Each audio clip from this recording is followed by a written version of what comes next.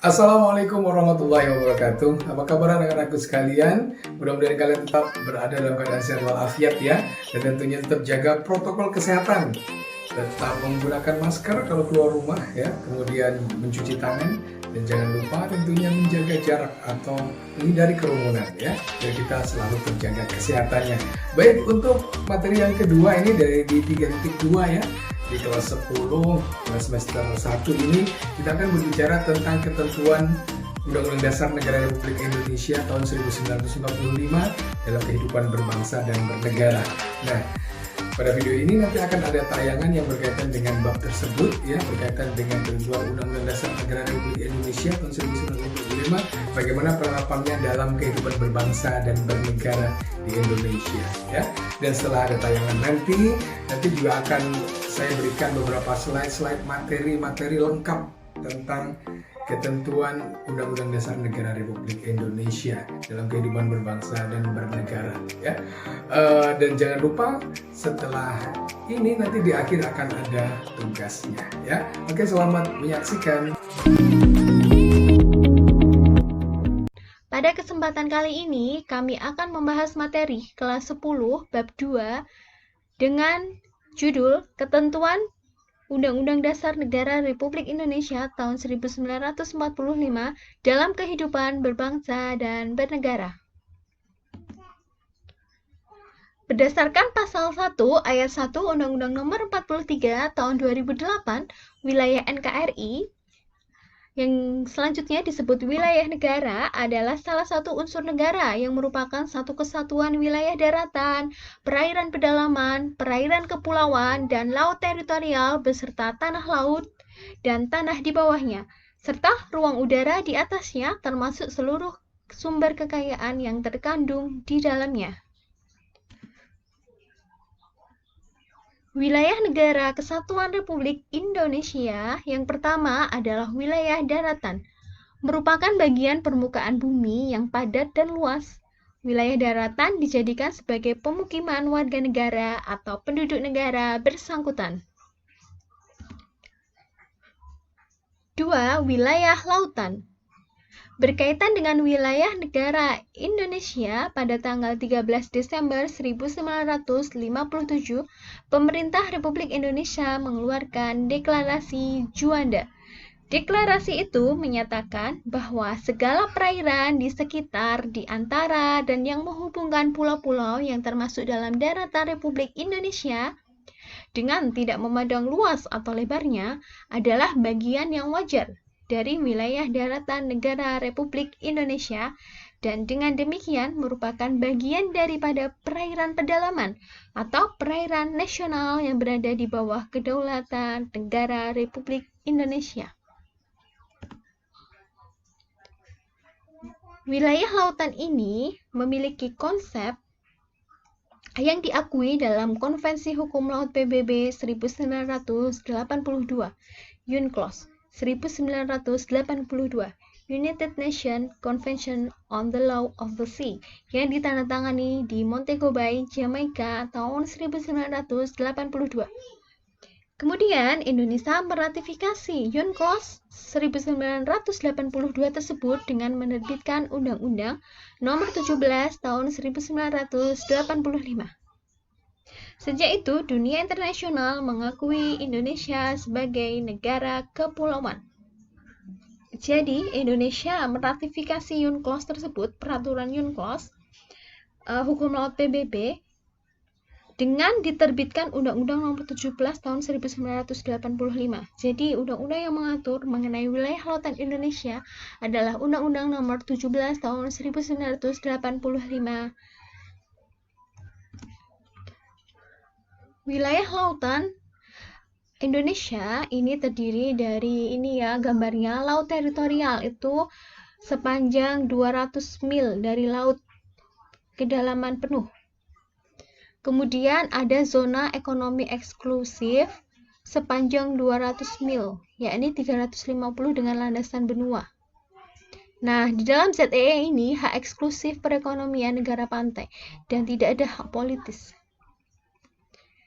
Nah, di sini itu adalah laut lepas. Jadi di sini eksploitasi diatur oleh Badan Otorita Internasional. Terus kalau di sini itu dinamakan adalah landas kontinen. Landas kedalaman ke bawah juga sepanjang 150 mil. Nah, yang laut teritorial ini miliknya Indonesia. Jadi laut ini tuh mempunyai kedaulatan penuh untuk memanfaatkan air kekayaan laut, dasar laut, atau udara di sekitarnya. Nah, negara yang hendak masuk ke wilayah teritorial itu harus mendapat izin dari Indonesia. Batas laut teritorial ialah garis khayal yang berjarak 200 mil. Ya, 200 mil laut dari garis dasar ke arah laut lepas.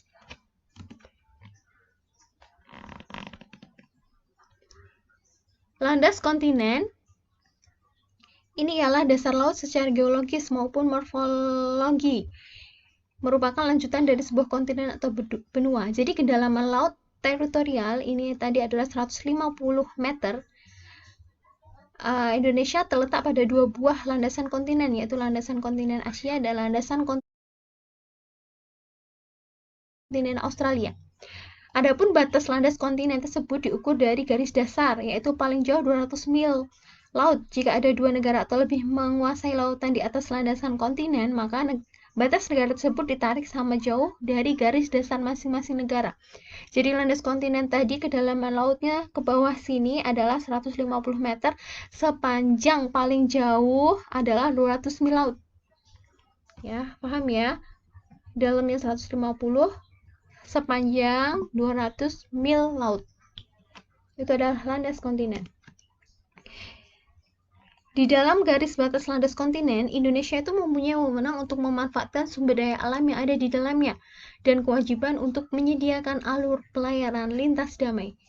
Nah, pengumuman tentang batas landas kontinen ini dikeluarkan oleh pemerintah Indonesia pada tanggal 17 Februari 1969. Yang ketiga adalah zona ekonomi eksklusif, ZEE. Zona ekonomi eksklusif adalah jalur laut selebar 200 mil laut ke arah laut terbuka, diukur dari garis dasar. Nah, di dalam zona ekonomi eksklusif ini, Indonesia mendapatkan kesempatan pertama dalam memanfaatkan sumber daya laut.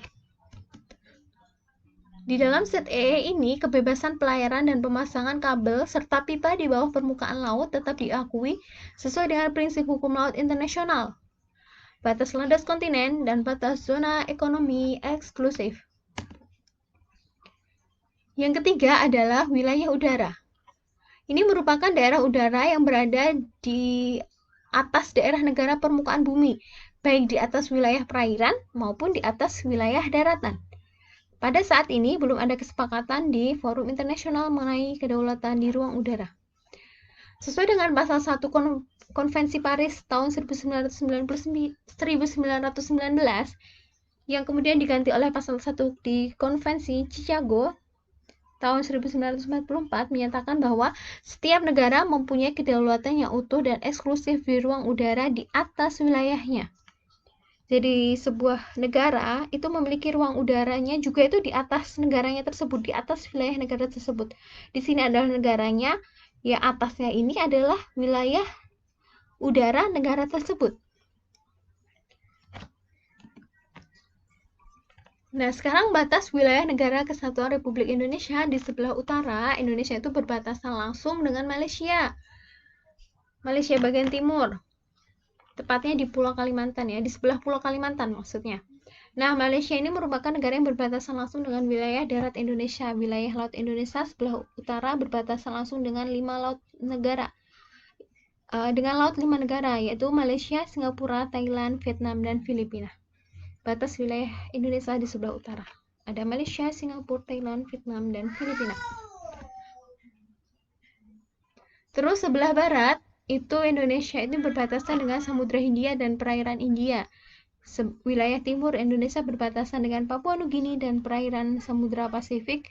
Dan di sebelah selatan, Indonesia berbatasan dengan Timor Leste, perairan Australia, dan Samudra Hindia. Terima kasih.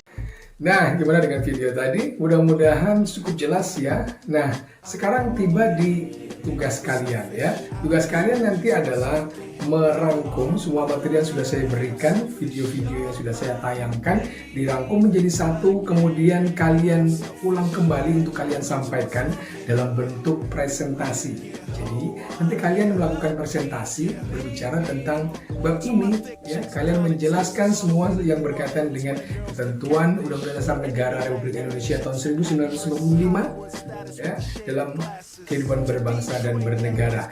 Nah, videonya kalian buat dan kalian kumpulkan di Google Classroom, ya, hanya di Google Classroom saja, tidak usah di aplikasi lain, ya. Kita tunggu tugas kalian, nanti langsung akan ada penskoran dan kalian bisa lihat langsung, ya. Oke, terima kasih. Assalamualaikum warahmatullahi wabarakatuh.